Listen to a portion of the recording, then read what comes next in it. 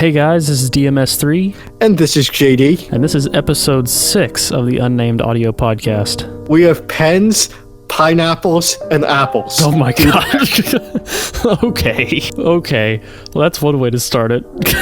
Weren't expecting that, were you? Nope, I wasn't expecting that.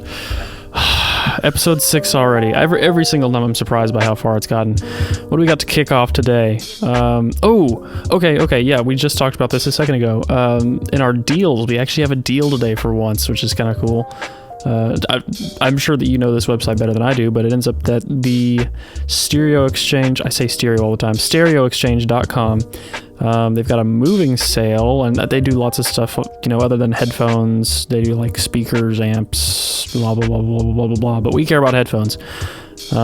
Let's see, there were some on here that were absolutely crazy. Was it? Yeah, they've got like Focal Utopias for 1,000 off retail. They've got Stax SR009s for 1,000 off retail.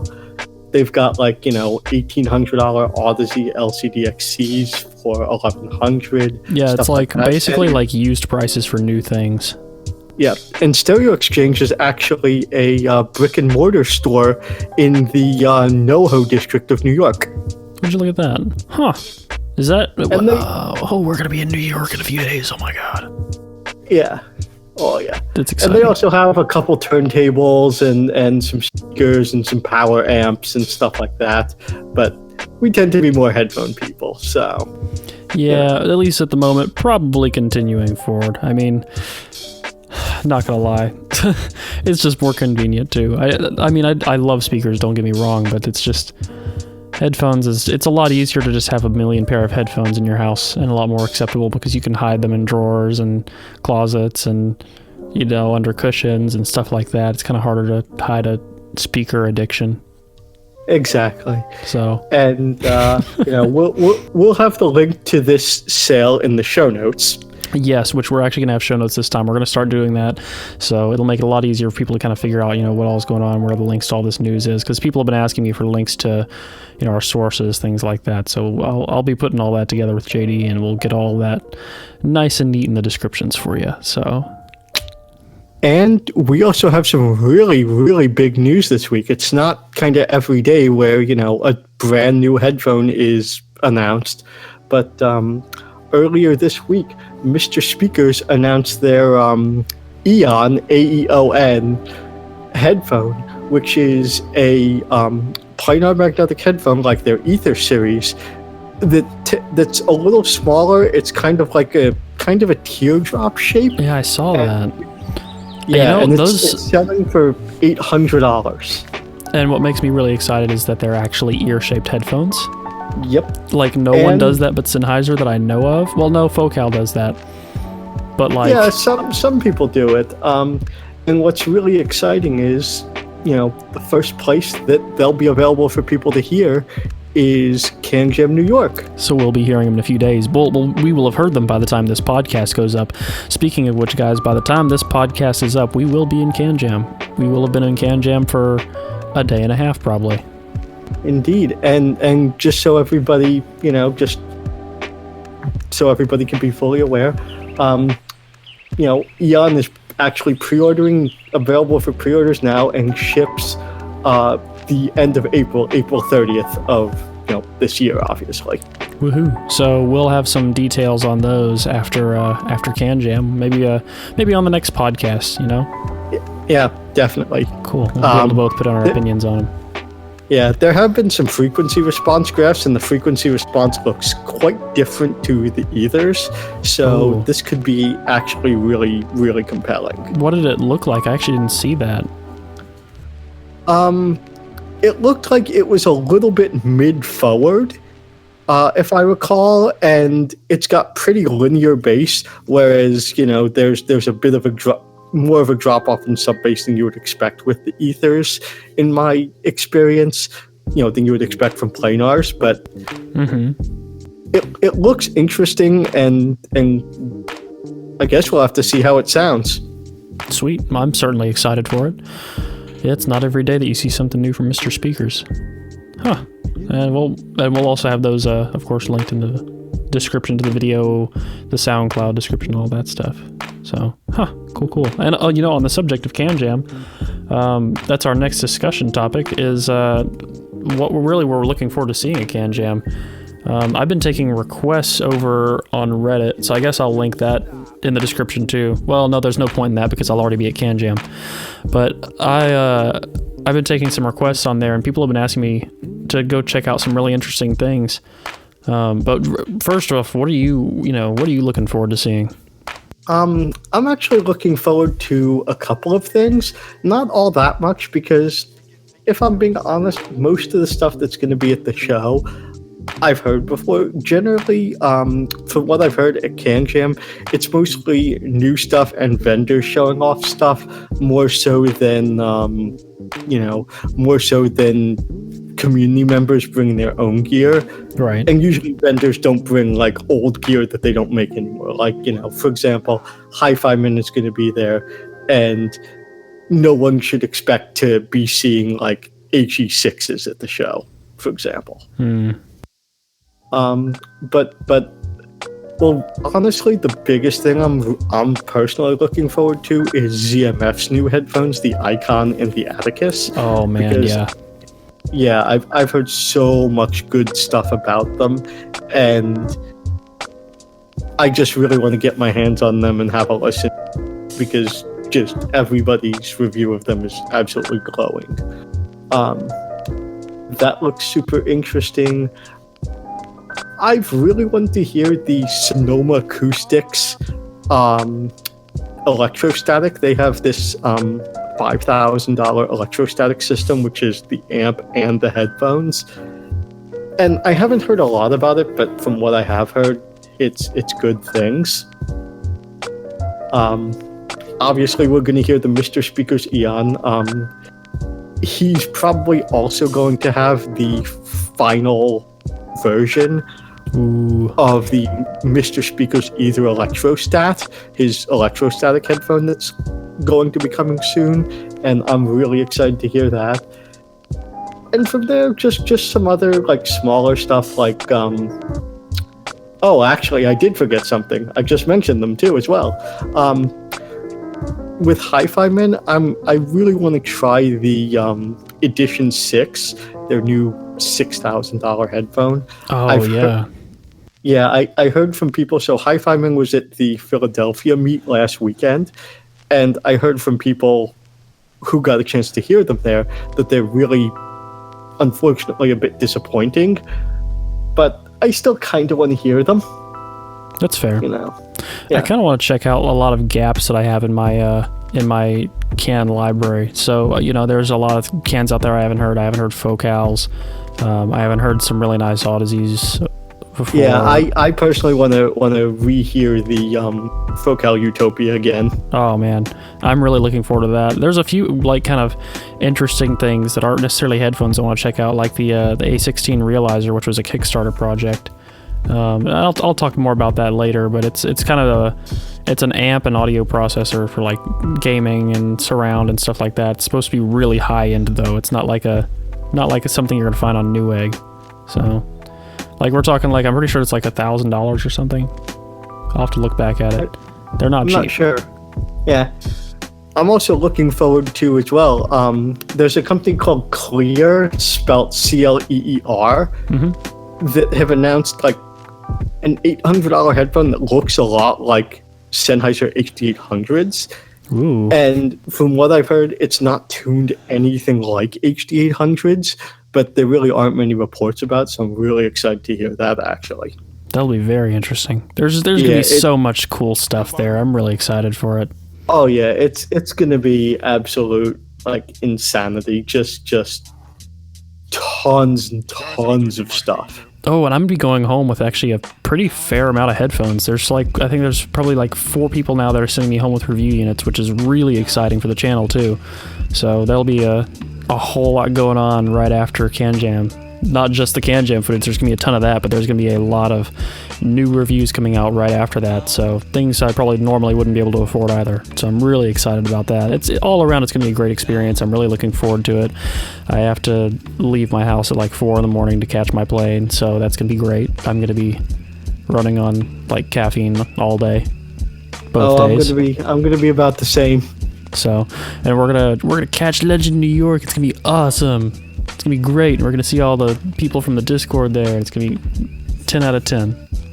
Not many people from the Discord go into this. A few, I think. Going to this King Jam. I'm trying to think who all is going there. Oh, I won't put that in here. But yeah, there's a few people. There are some other reviewers and stuff like that that are going. And I'm excited about it. I don't know if I'm going to attend the press conference stuff. I might attend the THX one that you said you were going to go to. I might attend that also because it could be interesting. I'm curious to see what they have to talk about.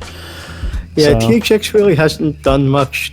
Not really in the headphone game or really in the audio game for like quite a number of years. Which makes it really interesting to see a press conference. Yeah, something going on. Mm-hmm. Yeah. Absolutely. Also, one thing I did notice about, the list of exhibitors on the Kangshou website for this event, like I've noticed that a lot of the exhibitors are amps and IEMs, almost more so than actual headphones. I just find that kind of interesting. I've actually got my own special test prepared, and that's kind of, I'm going to try and pull the NFB11's party trick. I'm going to bring the VE Monks with me. I decided those are going to be my travel headphones, and I'm going to try and plug those up to everything I can just to see what changes. And I'm going to hopefully, I really want to test out, like I said, that surround sound realizer, which they demo with HD800s. I'm going to see if they're going to let me demo it with the VE Monks. That's going to be funny. I mean, to be fair to me, the only headphone I'm bringing is Bose QC35, so... And your super fancy Ultra Ballin' DAP. Yeah, and that. Which I'm totally going to have to test with the VE Monks. Of course. I fell in love with these things. I really, really hope that I get to do some Zens. I really want to check those out. Yeah. So, but I mean, moving a little bit along from there, do you want to give the folks like a sort of a mini review on the podcast of the Monks? Okay, so the Monk, I did put out a full review on YouTube already, but there are some key points that I find very interesting about them. One of which being, of course, that their price is awesome, but I'll get back into that part a little bit later. The first thing is that they are earbuds, not IEMs. So for a lot of people, that kicks it out the door. I know a lot of people prefer IEMs. I personally just prefer earbuds because of the shape. I kind of like having something that's a little bit more open sounding. I don't really prefer the isolation as much, so it kind of reminds me of open back headphones. They just soundstage, mids, highs, vocal presence, everything is extremely surprisingly good on these little earbuds. The only thing that they are lacking in my personal opinion, is bass. And after using them exclusively for a week and not using anything else, I could hear the bass just fine and I got used to it, but using them side by side with anything else, you do notice a serious lack of bass.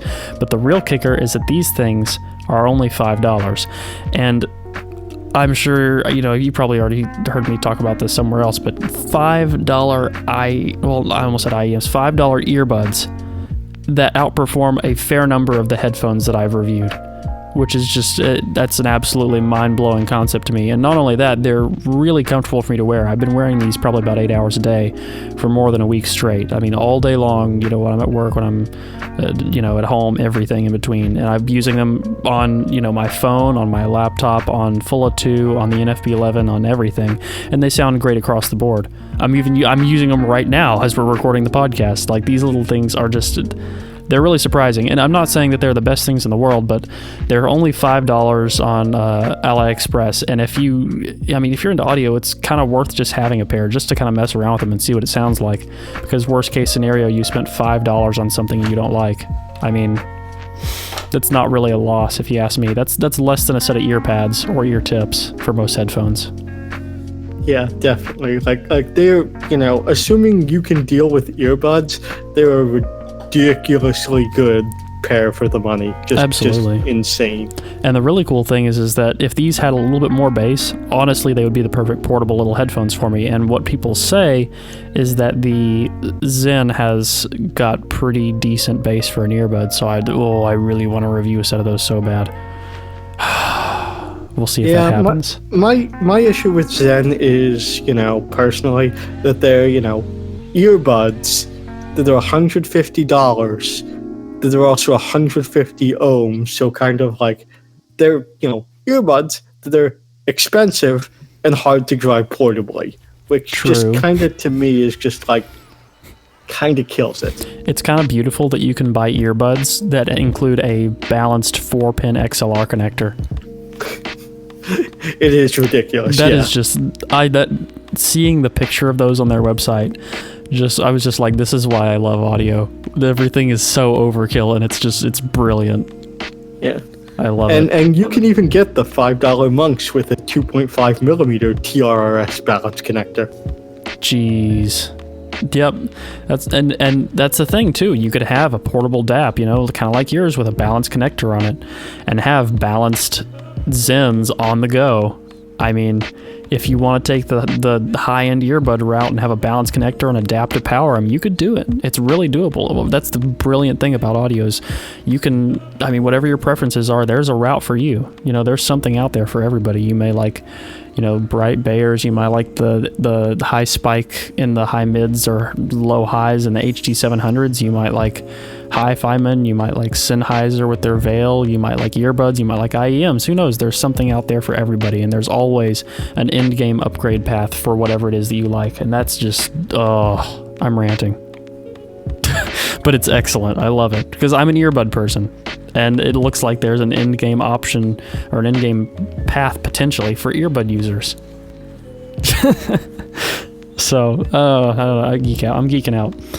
But anyway, so yeah. Different strokes for different folks here, because again, like you like your earbuds. I personally find earbuds ridiculously uncomfortable and they don't fit in my ear right. So exactly, and that's the thing is my ear shape is really weird, which is why I have trouble with a lot of IEMs. But I'm perfectly fine reviewing IEMs. I can use them for a week or so. I have trouble using IEMs long term. Now that being said, I haven't tried a lot of high end IEMs, which I'm hopefully going to be doing in the near future, and that might change my mind. I can definitely leave IEMs a good review if I like them. It's just personally, I'm not one to live with them as much compared to earbuds. Earbuds just fit me a little bit better. So, like you said, different strokes for different folks, and that's just how it is. And I'm okay with that because there's something out there for everyone. Yep. Anyway. Do you also want to give people the mini review of the NFB? Oh my gosh, the NFB11. So, my opinion went up and down on this thing because I gave myself the No Man's Sky effect where I got extremely hyped and extremely hyped and extremely hyped, and I got it and I hooked it up and like it was really good. You got the Jurassic Park theme played on bagpipes.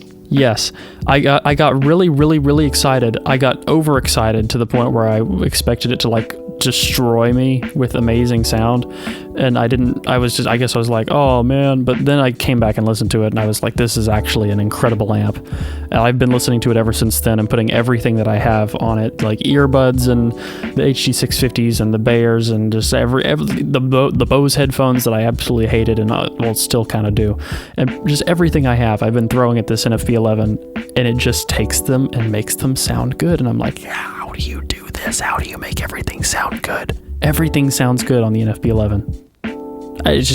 And I haven't heard planars on it yet, and that's where everyone tells me that they really shine, so I cannot wait till after CanJam when I get to try some planars on them.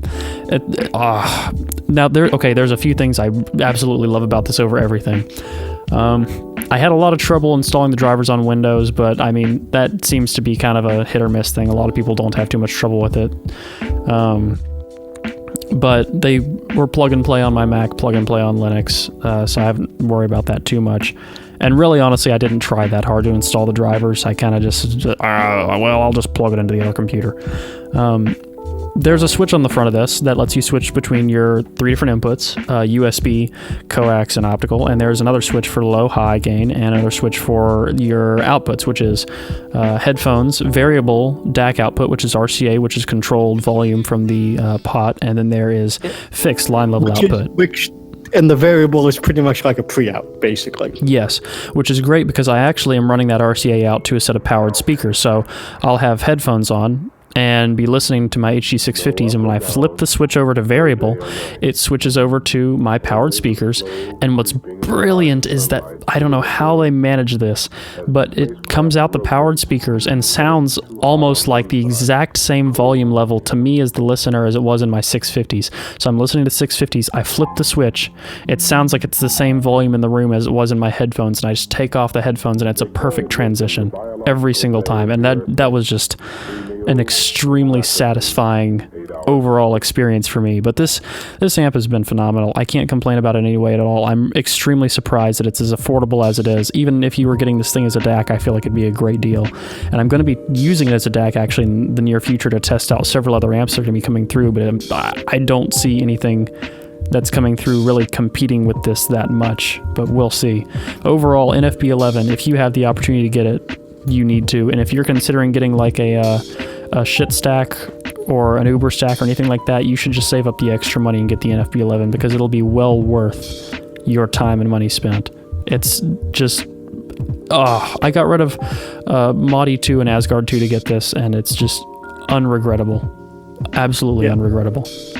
Yeah. So, and also, for all those people that need balanced, for some reason, either you need the more powerful, really, really hard to drive headphones, or, you have noise issues to your powered monitors, you can always get the NFB28, which is a steal for an uber powerful, balanced amp with a great DAC that sounds as good as it does. Oh yeah, that's the thing too. If I flip this over into high gain mode, I have not been able to find a point where the amp distorts. Like, my headphones are in pain long before this amp will hit a distortion threshold.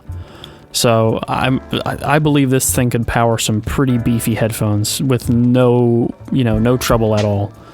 So. Oh yeah. I mean, like I said, I haven't tried anything super crazy. I think the toughest thing I've thrown at it is 650s, but I mean, on high gain mode, it'll power my 650s to the point where I can't turn it up much more at maybe a third volume. So, if that says anything. But yep. That's the NFB11. Audio GD, you are doing something right. And if I end up buying another amp for personal use at some point, that's going to be like another daily driver, it's probably going to be another Audio GD, something higher up their line. Because this is just it's absolutely worth it. 100% worth it. 110% worth it. So that's the NFB11. I don't want to overhype it too much. If you want to know more about it, I've actually got a full review that by now I will have posted it the day before this, I believe. Either way, it'll be on my channel, so I'll have it linked in the description, or if you're on YouTube, you can just go one video over, and you'll be able to see it right there. So that'll be the Audio GD NFB11. I'm giving you a thumbs up right now. Nice. I can't see you clearly. This is audio only. That's true. You are, pretty much on the other side of America. So, there's that. For now. For the next few days, yeah. So, well, that's that. That is that. I just realized we've had a topic on here for 3 weeks and we have no idea what it is. It just says eStats with a question mark. And every single time we come to this and we're like, what is that? What do we want to talk about with eStats? Yeah, I mean, eStats are really impressive. We kind of, in an earlier episode, discussed the technology, how, there are no magnets involved. Mm-hmm. There is a super thin membrane like there is with planars, but no magnets. It's just using basically static electricity and heavily charged electric plates to basically move that membrane around. And you can change the charge faster than you can change the polarity of an electromagnet, basically. Polarity and power and all that stuff. Something about eStats that's kind of had my curiosity lately, because I don't have much experience with them, actually, any. And this is something I look on eBay at them a lot, because I'm like, I'd love to try some eStats. And I see, sets ranging from next to nothing all the way up into the thousands. And I'm like, I wonder if these $200 eStats will be good, or if the only ones that are worth getting are the $1,000 ones, or things like that.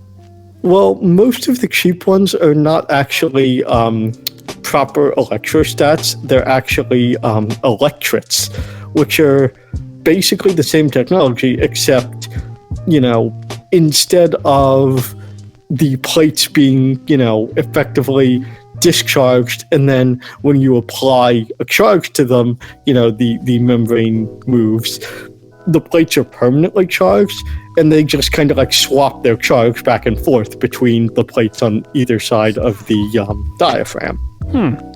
So the electric stuff is generally not as good as the proper electrostatic stuff.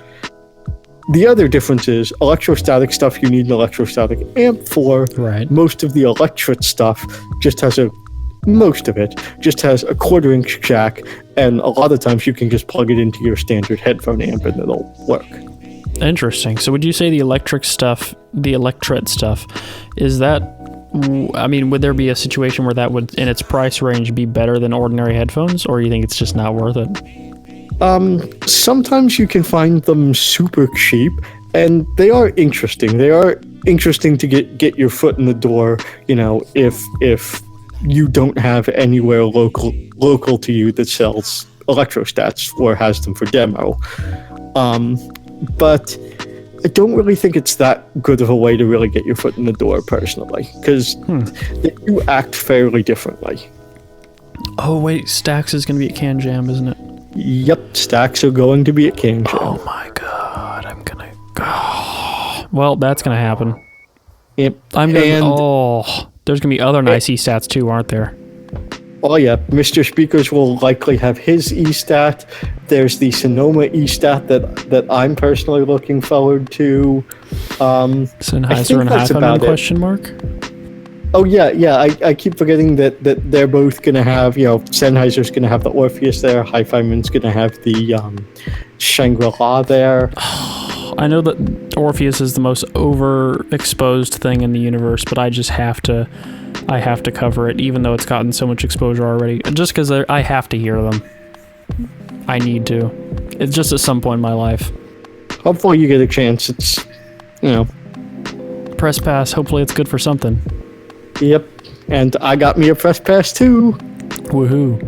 Well, it'll be an adventure. I'm gonna try very hard and be like, I'm just gonna go into Sennheiser booth and be like, come on guys, come on please, pretty please, pretty please with a 1/4-inch adapter on top. And they'll just, be like, big bouncer guys with their arms crossed and be like, no, get out. Get out of here, you hippie. Single tier. Yeah. Well, it'll be interesting. I'm still gonna try. With that, actually, I'm surprised how fast this went by. We've already hit 27 minutes, so I think that's about probably time to wrap up this week, unless you had something else you wanted to add. No, I'm good. You're good? All right. Well, guys, by this point, we will have already been at Can Jam, probably close to the point where we're finished filming, so there'll be a whole lot of interesting videos out on that, and we'll be talking a pretty fair bit about the things that we saw and mostly heard at Can Jam in the next podcast, so definitely stick around for that. But until next time, guys, this is DMS3 TV. Peace. Bye.